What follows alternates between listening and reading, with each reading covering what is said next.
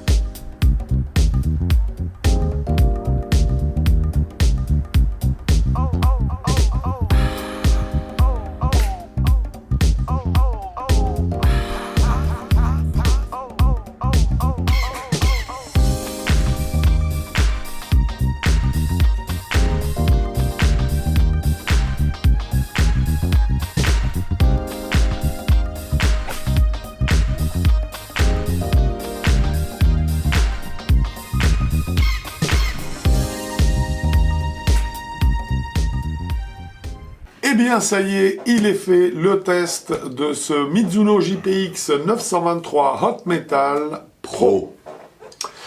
Nous allons commencer bien sûr par faire un petit tour de l'architecture de cette canne avant de rentrer dans le détail du verdict pour lui attribuer toutes les notes qu'il mérite. Alors, nous avons affaire à un cavity back. Oui. On est en fait sur un fer qui est très très proche du hot metal, voilà. Du modèle, je dirais, d'origine, à partir duquel il a été réalisé.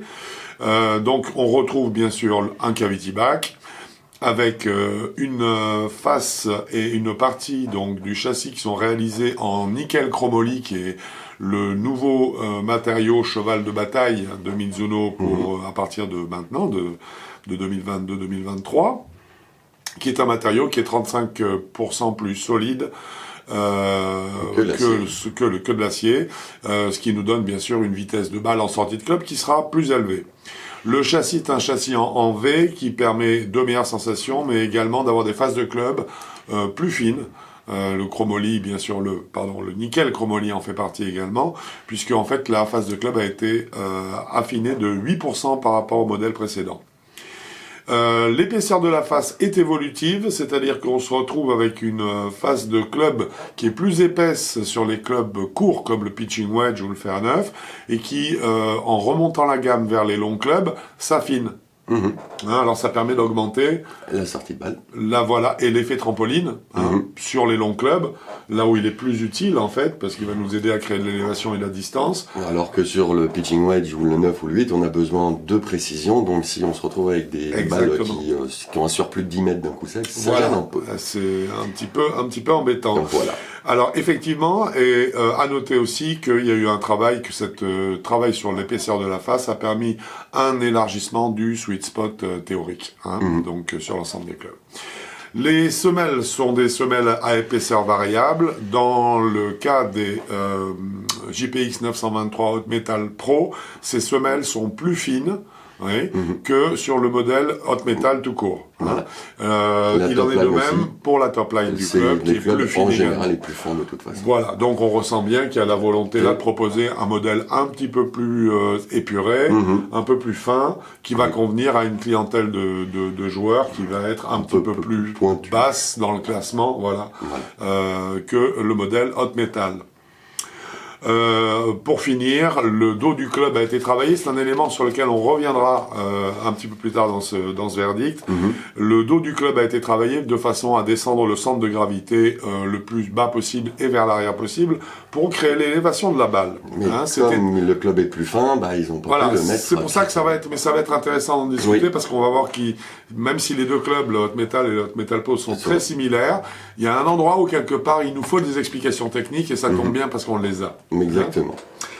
Le nickel chromoly dont on parle, ce nouveau fameux matériau de chez Mizuno, parce que le chromoly tout court, celui qu'on avait sur le modèle précédent, était très performant et c'est un matériau qu'on avait beaucoup apprécié parce qu'il était original, mais en plus performant, donc c'était parfait. Cette fois-ci, il y a eu un apport de nickel donc dans ce nouveau matériau qui est venu donc s'ajouter à un acier au carbone 4335. Voilà pour l'architecture globale du club. On va pouvoir commencer, si tu veux bien, le verdict à proprement parler. Et on va commencer, bien sûr, puisque ça tombe bien, on vient d'en discuter, de la qualité des matériaux. Bienvenue chez Mizuno. Voilà tout ça rime. Exactement, il n'y a rien à dire, c'est parfait. Oui, moi, très bien fini. Je ne peux rien dire d'autre, c'est super bien fini, c'est très propre, c'est beau, il n'y a rien qui dépasse... C'est fabuleux. Là, aujourd'hui, on dirait que Mizuno s'oriente sur deux axes, en fait. On a l'axe forgé, pur, où là, leur Grain Flow, c'est une pure merveille. Ils ont une résonance très particulière. Et ensuite, sorti de ça, on sent bien que c'est le chromoly, et aujourd'hui le nickel chromoly, qui est le deuxième cheval de bataille pour les joueurs qui sont un peu plus haut dans le classement, en fait. C'est exactement ça.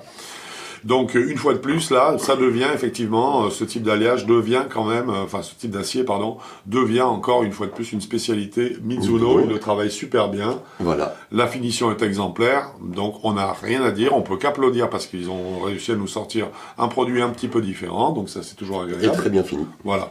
Et du coup, sur les 2 points qu'on peut lui attribuer à ce club, on va lui en donner combien? 2. Et voilà.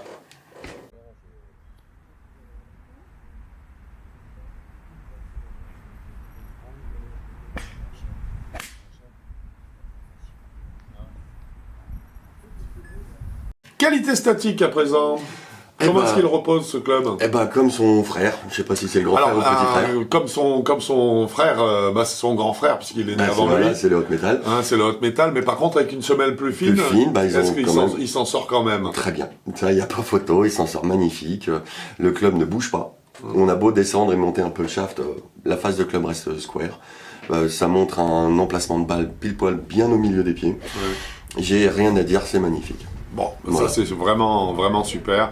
Mizuno est de toute façon spécialisé sur ce genre de détails. C'est rare ici. Je crois que j'ai même pas le souvenir qu'il soit raté là-dessus. Donc ça m'étonne pas qu'il soit absolument juste. Alors moi, ce que j'aime bien par contre, c'est que sur ce modèle qui a une semelle plus fine, c'est quand même un peu plus difficile.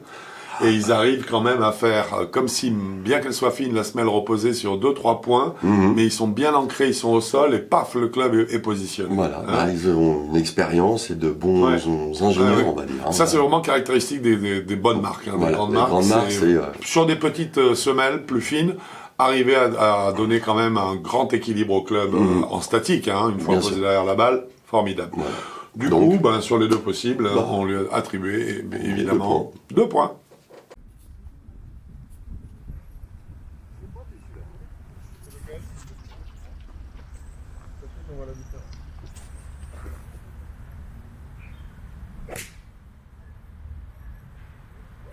Nous abordons à présent la question de la stabilité du club et de son moment d'inertie. Donc. Là-dessus, on retombe encore sur du grand Mizuno, parce que à la fois en mouvement et à la fois à l'impact, je n'ai senti aucune vibration nocive. Même j'avais beau décentrer les balles un petit peu, ça vibrait pas, on le sentait. Mais c'était pas de vibration, donc c'est pas le côté désagréable. Je trouve que là, leur moment d'inertie, encore une fois, pour une semi-lame assez fine, c'est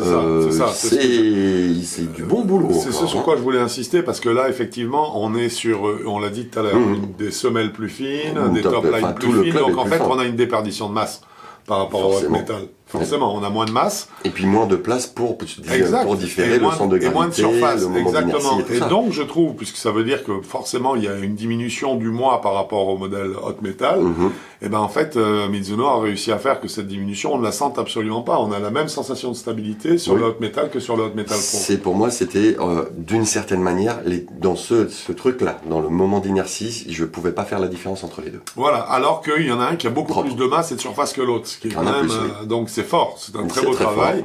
Et du coup, ben forcément à ce chapitre-là, sur les 2 points, une fois de plus, 2 points. 2 points pour Mizuno. Vient la question maintenant des stock options, donc les shafts et les grips proposés sans surcoût. Est-ce que tu en as trouvé un ou deux? Alors, en fait, j'ai trouvé 2 shafts avec surcoût. Ah, mince! Ah, zut alors. J'en ai trouvé 50 sans surcoût. Ah, ça c'est... Alors après, comme j'avais pas mes yeux, quand j'ai lu, je suis pas sûr... je suis à un près, on va dire. Ouais. Mais, non, 50. Et en grip? Un petit 32. Juste 32 fillettes. Bon, donc là, si vous ne trouvez pas votre bonheur... soit vous le faites exprès. C'est peut-être que vous faites exprès ou que vous êtes victime d'une configuration très particulière. De votre swing. On va dire de votre swing. Voilà. Donc là, rien à dire, évidemment. Pléthore en ce qui concerne les grips et les shafts. Sans surcoût, ça c'est vraiment super. Bravo Mizuno. Il rejoint le club des fabricants qui ont cette politique et nous on apprécie beaucoup chez Avigol. Ah bah oui, c'est pour ça qu'il va peut-être falloir revoir la notation un jour. Ah bah oui, peut-être qu'on va monter à plus de 2 points par chapitre. Voilà. En tout cas là, ce qui est sûr, c'est que sur les 2 points, à ce chapitre-là, le Mizuno Hot Metal Pro les prend.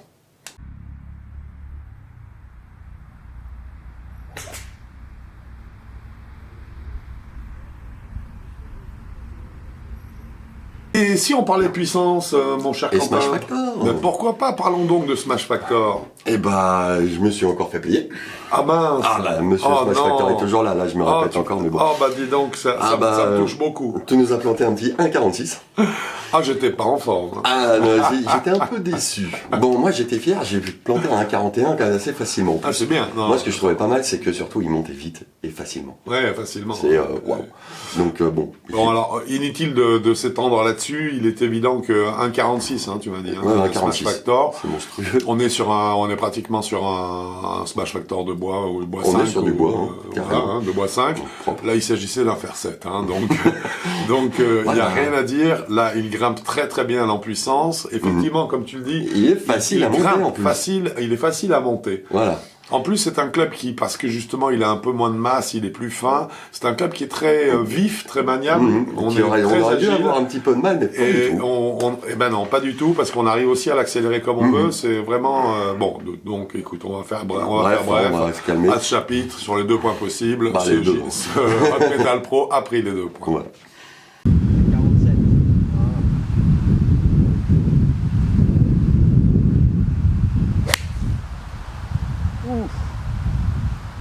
Nous allons parler nous allons parler maintenant de spin. Et donc, de notre moyenne de backspin. spin, de backspin, parce que sinon, s'il n'y a pas de backspin, la balle ne vole pas. Donc, la moyenne du tour est de 7000 tours sur un fer 7 avec une lame ou semi-lame. Lame ou semi-lame, donc on est à peu près dedans. Et là, on se retrouve avec notre moyenne qui est de 4850. Alors, c'est un cavity back. Mais malheureusement, ce qu'il faut se dire, c'est qu'un cavity back devrait produire plus de spin qu'une lame. Voilà. Donc là, non. Là, il en produit moins. Et on est loin de la norme. La question, c'est comment ça va réagir sur le green. Oui, alors en fait, il y a quelque chose qui m'a beaucoup intéressé sur la quantité de spin concernant cette série GPX 923, les Hot Metal et Hot Metal Pro, les deux. On a vu, souviens-toi, sur le Hot Metal, on était sur un taux de spin de 4400 tours. Oui, et là, on est à 4850 tours. C'est pas logique. Non, voilà, t'as compris. Donc en fait, qu'est-ce qu'on a regardé? Sur quoi je me suis penché pour analyser le truc? Ben d'abord, j'ai vérifié le loft des clubs. Qui est identique. Et il se trouve que le loft de la série Hot Metal Pro est le même que celui de la série Hot Metal, toujours en GPX 923. Il y a une logique. Donc on est à 28,5 pour être clair. Donc en fait, je me dis, tiens, loft équivalent, mais pas le même taux de spin. Non. Donc ils ont changé un petit quelque chose. Puis à ce moment-là, je me dis, bah attends, si le spin n'est pas lié au loft, qu'est-ce qui peut... Bah le manche, on a pris le même. Le point de flexion du manche, c'est le même manche qu'on a utilisé sur la Hot Metal que sur la Hot Metal Pro. Donc normalement, le manche aurait dû donner les mêmes spécificités. Bah oui. Bah en fait, il n'y a qu'une seule solution qui puisse l'expliquer. C'est que l'arrière du cavity back, puisque c'est mentionné en fait dans ce que Mizuno annonce pour décrire la canne, l'arrière du cavity back est là pour positionner le centre de gravité plus ou moins bas. Voilà. Et moi je soupçonne Mizuno sur le Hot Metal Pro d'avoir descendu en fait le centre de gravité davantage que sur le Hot Metal tout court. Bah oui. Je pense aussi. C'est la seule explication, c'est exactement ça. C'est la seule explication parce que sinon le taux de spin qui était déjà bas avec le Hot Metal, avec les caractéristiques du Hot Metal Pro, aurait dû être encore plus bas comme taux de spin. Et en fait, il est un peu plus haut. On est presque à 500 tours minute de plus. Donc, c'est le centre de gravité du club qui a été positionné plus bas. Oui, de façon, exactement. Voilà, mais rajouter du spin. Et rajouter du spin. Voilà. Malgré ça, on est obligé de se rendre compte qu'on est quand même pas au compte, puisqu'on est en dessous de 5000 tours et que la norme c'est 7000. Donc, forcément, on va sanctionner au niveau de la note, et à ce niveau-là, on va ne donner à cette canne que un point sur les deux possibles. Tout de suite, on voit la différence.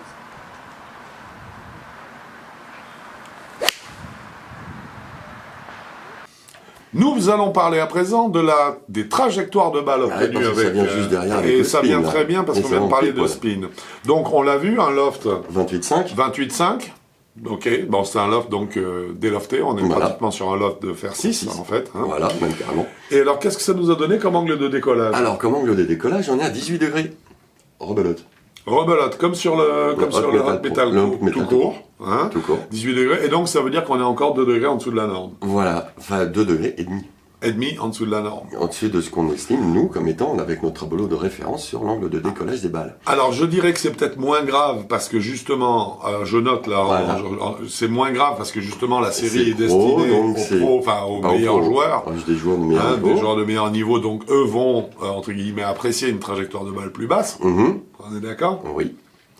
Mais bon, en tout cas... Sauf que la balle montait quand même. Voilà, mais seulement en bout de course, on s'est quand même retrouvé avec un apex à 28 mètres. Donc une hauteur presque standard. Tout à fait normal. 2 mètres de différence, ça se voit pas beaucoup. 2 degrés. En hauteur. En hauteur, il va manquer 1 mètre 29, je dirais, c'est à peu près normal pour un apex de fer 7. Oui. Donc 1 mètre de hauteur, 2 degrés en fait au départ, sur l'angle de départ. Bon, on était pas trop gênant. Personnellement, sur les trajectoires, moi ça me gênait pas parce que les trajectoires étaient très bonnes. Agréables. Les trajectoires en plus peuvent être travaillées assez facilement. Plus facilement, bien sûr, qu'avec l'autre métal. métal, parce que la semelle est plus fine et qu'on arrive à la positionner un peu plus comme on veut, ça c'est clair. Donc c'est des belles trajectoires.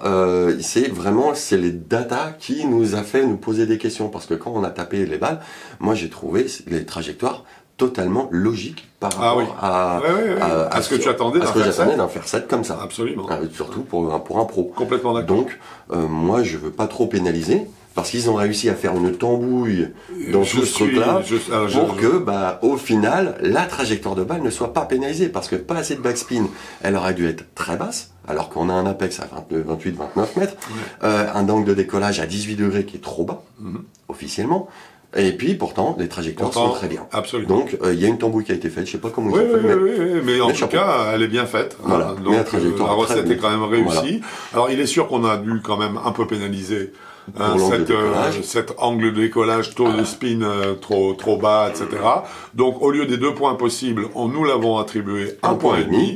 Mais par contre, ça n'empêche pas qu'en termes de trajectoire pure, nous avons vraiment apprécié la qualité des trajectoires de ce Hot Metal Pro. Feedback à présent.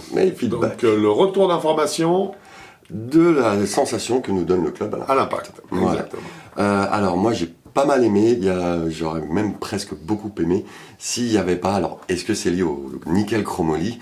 Pour moi c'est exactement la même sensation que le grand frère, c'est-à-dire que au moment de l'impact, tout le nickel chromoly qui est autour, qui est au niveau de la face de club, quand on tape dans la balle, il y a une sorte de résonance qui atténue assez facilement l'identification du point d'impact. Il y a une diffusion de l'impact sous forme de flash. Voilà.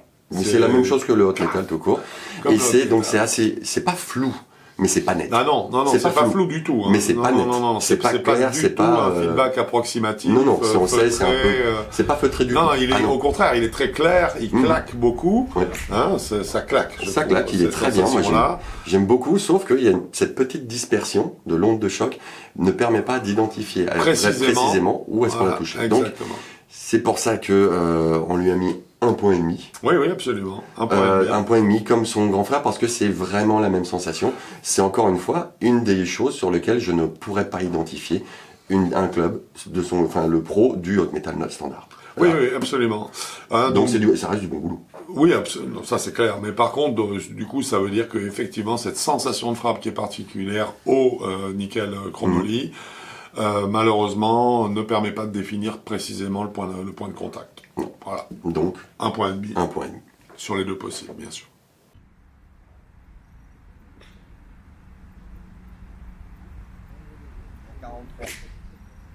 Et le dernier chapitre de notre notation, the last but not the least. Sensation. Les sensations. Alors, qu'est-ce que tu en as dit de ce JPX Hot Metal Pro 923 ? Eh ben, même pas peur. Même pas peur. Même pas peur. Quelle bonne nouvelle. Il y a des semi-lames où on est là en train de se dire, oulala, va falloir s'échauffer, va falloir s'entraîner, s'habituer. Eh bien là, pas du tout. Non, s'échauffer un peu quand même. Oui, un petit peu. Ça reste une semi-lame de bien un peu traditionnelle dans le bon sens. C'est un cavity-back. C'est un cavity-back, mais c'est un cavity-back plus léger que le. Plus léger, et on existe des cours. Voilà. Donc c'est un club qui est quand même très agréable à jouer. Quand je dis même pas peur, c'est très maniable. Voilà, très maniable, très agréable, bien équilibré. Les trajectoires ont fait à peu près ce qu'on veut, volontairement ou involontairement. C'est un club qu'on accélère facilement, je trouve. Ouais. Personnellement, avec le nombre de shafts qu'il y a, chacun trouvera son. Forcément. Voilà, trouvera ce qu'il veut. Moi, vraiment, les deux seules choses qui m'ont un petit peu, qui m'ont un peu gêné ou surpris, pas gêné, surpris, c'est le contact qui est un petit peu pas super clair, pas assez clair à mon goût pour une semi-lame. Et puis le manque de backspin suivant le data, parce que ça fait quoi sur un green, un coup de fer 7 ? Normalement, c'est censé planter. Oui, à voir. Maintenant, c'est vrai que si on combine l'Apex qu'on a vu, on se dit non, elle devrait tenir. Ça devrait tenir. Surtout qu'il faut le savoir, la perte de backspin sur une balle que l'on frappe, entre le moment de l'impact et l'arrivée, et la diminution de backspin est étonnamment faible. C'est-à-dire qu'au maximum, vous allez perdre 20% de backspin à l'arrivée, quand la balle va toucher le green, par rapport au moment où vous l'avez percuté. Donc c'est très faible. Oui, c'est très faible. Donc c'est pour ça que, à voir après, est-ce que c'est étudié parfaitement pour tomber sur un green et s'arrêter ? J'espère à voir dans le temps, j'espère aussi. Mais normalement, à part ça, moi je trouve que c'est une canne comme son grand frère. Comme le Hot Metal tout court. C'est un club super sain. Il est très sain, il est très maniable. Moi je l'ai trouvé vraiment très sain, très maniable. C'est un bon club pour commencer à toucher un petit peu aux effets volontaires, aux trajectoires de balles un peu courbes, mais qui a quand même une grande tolérance, qui pardonne beaucoup, qui est un club vraiment pour augmenter le nombre de greens en régulation que vous allez prendre. C'est évident. C'est un trait. Moi, j'ai beaucoup aimé en fait. J'ai rien à dire là-dessus non plus. Vraiment. Beaucoup de clubs, ils ont tous un petit peu un défaut, mais ça reste une quelque vraie chose. technologie. Mais voilà. Et puis là, vraiment, une fois de plus, la sensation d'avoir un club facile, sain. Voilà. Propre, il n'y a pas de surprise, il n'y aura pas en tout cas de mauvaises surprises. Et dans 18 mois, ils vont peut-être s'améliorer pour que le nickel chromoly soit encore plus améliorer quelque chose au niveau des sensations du toucher. Ils y arriveront sûrement, parce que les Mizuno sont très créatifs, on le sait, ils le prouvent tout le temps. Oui, c'est ça, mois après mois. Voilà. Alors dis-moi, tout ça, ça doit nous donner une note générale ? Oui, de 17 sur 20. Ah, pile comme le Hot Metal. Exactement. Je trouve qu'en fait, c'est vraiment pas pour rien que c'est le grand frère.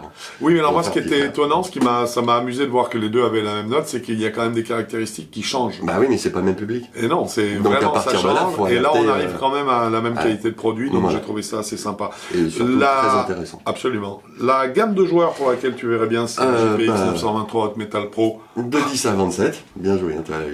De 10 à 27, donc c'est les experts et confirmés. En dessous, c'est plus lame ou semi-lame avec surtout un meilleur toucher. Oui, c'est plus ça. De toucher, un forgé tout court, pas de chromoly. Pas de chromoly. Et à ce moment-là, on tombe en fait sur une série de Mizuno dans les MP, oui, complètement. Mizuno Pro, et là on y est. Ça viendra. Oui, non, mais ça veut dire qu'ils ont bien organisé leur gamme de produits. Pour l'instant, moi, je trouve ça parfait. Ça se mélange au bon endroit. Ça se percute pas trop. Voilà. C'est très très bien. Ouais. Donc on a dit, il nous manque plus qu'une chose, plus qu'une information, mais de taille, son prix. Le prix, c'est donc, il y a des shafts en carbone et en acier. Et c'est le même prix, ça fait c'est une bonne nouvelle. 195 € le club, et puis c'est tout. Et puis les avec choses, voilà. 50 shafts, 32 grilles. Voilà, c'est ça. Écoute, je crois que tout est dit. Oui, nous l'avons fini. Bien, mon cher Quentin, ce fut un plaisir. J'espère qu'on se voit bientôt sur un parcours de golf. Plaisir partagé bientôt sur un parcours de golf, malgré le temps qu'il fait. Et oui, le temps qui commence à se dégrader un petit peu, logique.